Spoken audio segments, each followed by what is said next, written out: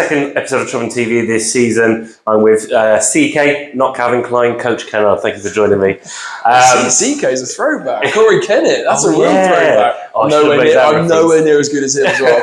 I can attest for that. Second game for the Ones against Bournemouth away, one of the definite challengers for the league title this season. A challenging game on the South Coast, wasn't it? Yeah, it was tough. They were big and strong and carried first half. They got over the gain line continuously. And if I'm being brutally honest, we were really quite soft in the contact. We had young Noah, 17 years old, to fly half, and he was the top contributor tackle-wise in terms of tackle count. That kind of tells you a story in itself. But the second half, I've got to give credit to the boys. I gave my 2 pennies at half time, maybe 4 or 5 pennies in terms of what I said to them. But then, it's the old adage of the coach, we come out after half time, we can see straight off the kickoff basically. So it's been like, I might as well rip off what I said. But no, actually in the second half, we came right back at them. We got twice to within a score. We got 2 points on the road, which can't be sniffed at, against a decent Bournemouth side. Yep. And you know what? We had 2 chances in the last 5 minutes to tie the game. And I can tell you now, I know the Bournemouth coach well, and we spoke after the game, and he said, you really did push us towards the end. That was credit to our boys. So. Absolutely. I think Bournemouth showed why they are contenders, and that they were very clinical in what they did. But when we're lapsing tackling and also switching off for one of the penalty, not penalty tries, but they scored off a penalty. I think they tapped it quickly and went. There were 2 decisions that went not our way in terms of one with Bozzy was really unlucky to get sin bin. It was the second penalty we gave away in the first half, and they got a penalty try, which was a tad confusing. And then the other one, they engaged in a line out. Their big 8 came around and stripped the ball from the back. And they went under the post really easily. So 2 contentious decisions, and the ref saw it one way and we saw it another. But that happens regularly in rugby. So, no, absolutely.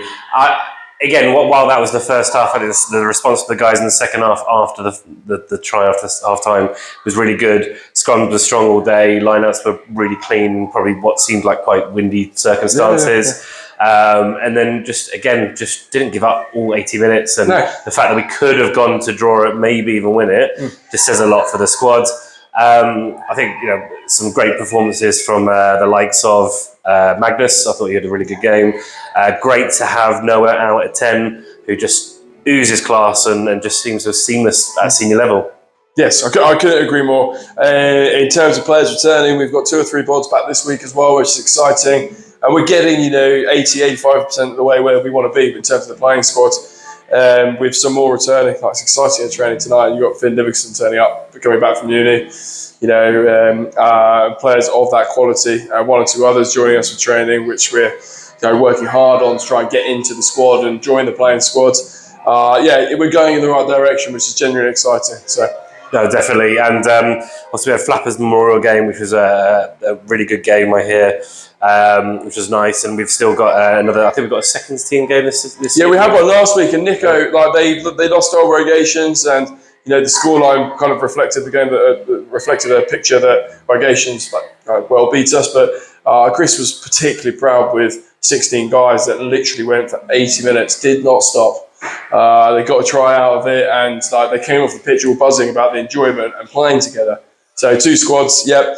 Training tonight, we had, I think, 48 guys training tonight. Amazing. Which is incredible. I've spent 12 weeks moaning about numbers. Genuinely, I can't tell you how much I moaned about not having X, Y, Z here. And we have 47, 48 blokes out training tonight, which is pretty spectacular.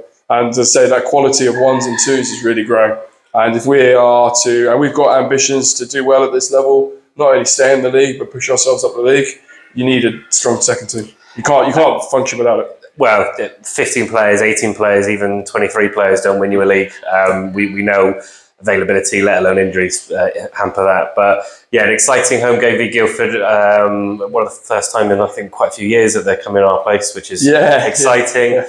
And some of the old boys in the bar, we've got some great stories of Chobham Guildford and that kind of old rivalry. So, it's a new age now, but I'm sure that local derby factor will come into play on Saturday. And I can tell you now the boys are up for it.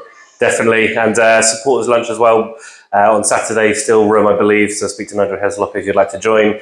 And a Chobham player is getting a rugby cap for Scotland as well. One of our past players, who I believe was the first chairman here as well, represented Scotland during the war, and is getting a cap in the recognition for that. But I'm sure the president of Scottish Rugby will do a lot better job of explaining than I did. But massive good luck to you this Saturday. Yeah, we're excited.